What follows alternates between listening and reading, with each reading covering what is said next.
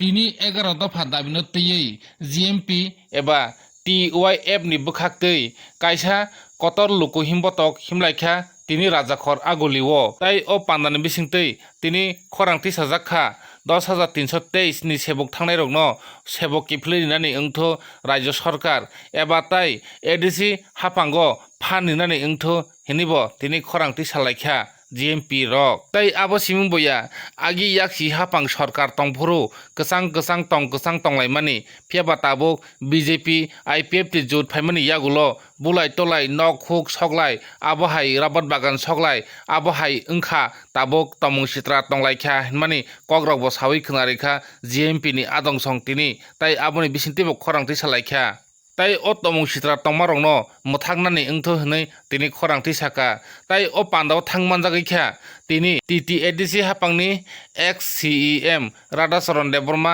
তাই অগুর দেববর্মা তাই गोसाम मन्त्री मानि सरकारनो खबै ताई जिएमपि नि जुदा जुदा आदंसं मानजाखा नायतनि सायाकारि पुलिसिं पैथाजरा चिनि कक्टिबनि बिसिंतै ओ मांफलिनो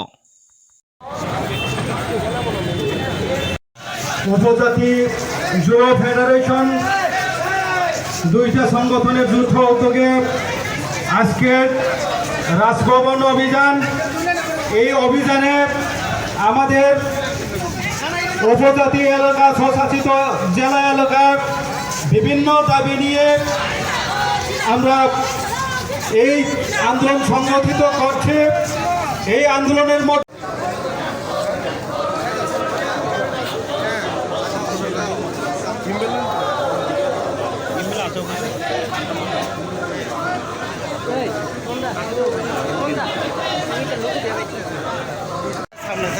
রেগার মজুরি 340 টাকা করে 200 দিনের কাজের ব্যবস্থা করতে হবে। ফেনী ত্রিপুরাজ্য উপজাতি গণমুক্তি পরিষদ উপজাতি যুব ফেডারেশন দুইটা সংগঠনই লুয়াজিমাবাই ত্রিপুরাজনী রাজ্য মূলত যে প্রশ্নটি আজকে ত্রিপুরাজ্যের শুধু ট্রাইবেল অংশের মানুষ না সমস্ত অংশের মানুষের কাছে খুব জরুরি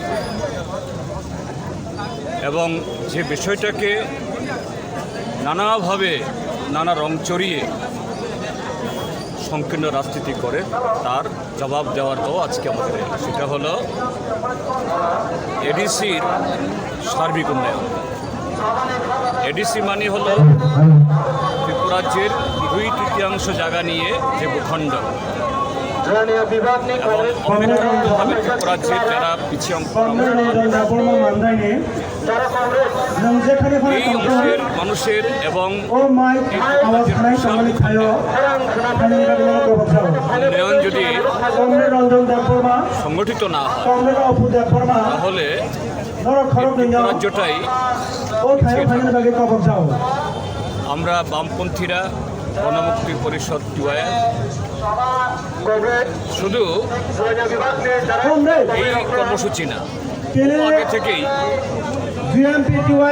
এই দাবিগুলো তুলছি এডিসির হাতে অধিক ক্ষমতা দিতে হবে কিন্তু সেখানে কিছু রাজনৈতিক দল কখনো স্বাধীন ত্রিপুরা কখনো স্বাধীন উত্তর পূর্বাঞ্চল কখনো বিদেশি বিতরণ আবার কখনো ত্রিপুরাল্যান্ড বা গ্রেটার ত্রিপুরাল্যান্ড হয়তোবা এই দাবিগুলো যে সংবিধান বা অগণতান্ত্রিক না কিন্তু যে কোনো দাবি উত্থাপন করার পেছনে একটা যুক্তি থাকতে লাগে বাস্তবতা থাকতে হয়।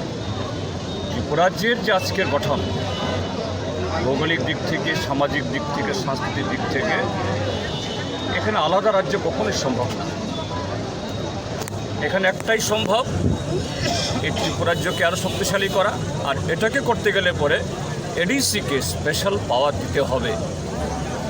তৎকালীন কংগ্রেস সরকারও ত্রিপুরাজ্যের মানুষের এই দাবি শুনেনি শুনতে চায়নি আর আজকের বিজেপি নানাভাবে এগুলাকে খেলছে আর সেখানে মাঝখানে আরও কিছু সংগঠন তারাও এটাকে হয় সচেতনভাবে বা অচেতনভাবে এটা নিয়ে নানা দাবি তুলে আমাদের এই শক্তিকে এটাকে ভাগ করছে, এটা মোটেই অভিপ্রেত না।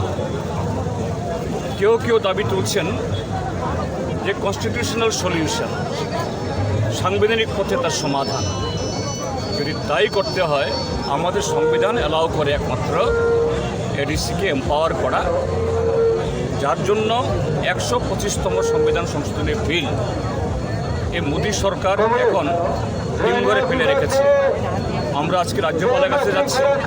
রাজ্যপাল একদিক থেকে কেন্দ্রীয় সরকারের প্রতিনিধি, আরেক দিক থেকে এই রাজ্যের সরকারের সাংবিধানিক অভিভাবক, তার কাছে আমরা যাচ্ছি। তুমি কেন্দ্রীয় সরকারকে বলো, রাজ্যের সরকারকে চাপ দাও। তার সাথে অন্যান্য দাবি কক বরফকে অষ্টম করা এবং গত 2018 নির্বাচনে যে সমস্ত প্রতিশ্রুতি দিয়েছিল এগুলো যাতে পালন করে। তো আজকে গণতান্ত্রিকভাবে আমরা এই দাবি পৌঁছে দেব গভর্নর।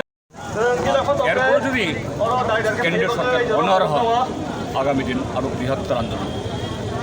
আর দুদিন ধরে যে বিষয়টা ত্রিপুরার মধ্যে এবং বিজেপির মধ্যে যে সংঘর্ষ হচ্ছে, তো এই বিষয়টা আপনারা কীভাবে দেখছেন?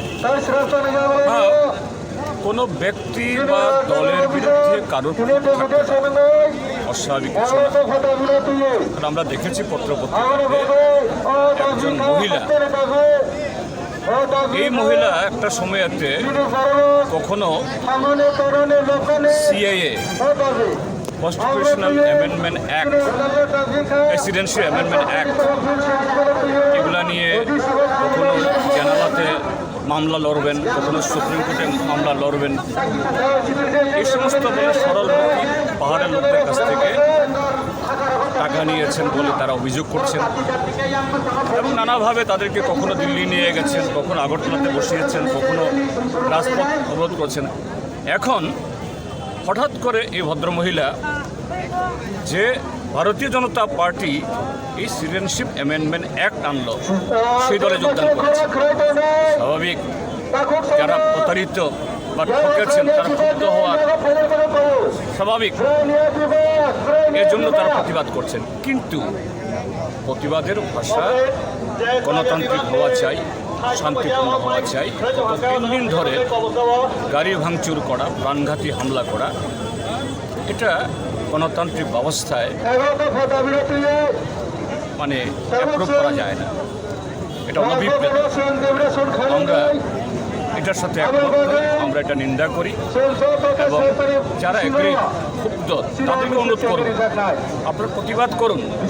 প্রতিবাদ করার জন্য গণতান্ত্রিকভাবে নানা পথ আছে, আপনারা অবস্থান করুন, বিক্ষোভ করুন, কিন্তু অন্য একটা দলের স্বাধীন কর্মসূচিকে বাধা দেওয়া, গাড়ি ভাঙচুর করা, এটা অগণতান্ত্রিক। এবং ভারতীয় জনতা পার্টি এগুলি করছে গত 4 বছর ধরে। যে ভারতীয় জনতা পার্টির বিরুদ্ধে ক্ষোভ, আর তোমরা সেই ভারতীয় জনতা পার্টির রাস্তায় তোমরা হাঁটছো, এতে কি হবে? কিছুক্ষণের মধ্যে শুরু হবে। অন্যভাবে যারা আছেন তোমরা বড় পতাকাগুলি মিছিলের সামনে থাকবে, ভারতীয় এগুলি জনতা ডিস্ট্রিবিউশন পার্টিকে করে যাবে। আমাদের স্বেচ্ছাসেবক বন্ধু যারা আছেন, তারা মিছিল কিছুক্ষণের মধ্যে শুরু হবে। বড় পতাকাগুলি সামনে থাকবে, এগুলি ডিস্ট্রিবিউশন করে দিন। বিরত হন এবং গণতান্ত্রিক স্বেচ্ছাসেবক বন্ধুদের আমি আবারও অনুরোধ করছি, বড় 11 দফা দাবি নরগই রাজ্যপাল নেতনীয় থাংনাইছো। ওই 11 দফা দাবি বিশিং যে 6 দাবি অংখা যে চিনি ত্রিপুরাহা বা ত্রিপুরাসা আমচয়নি হাম করে নিবাগই।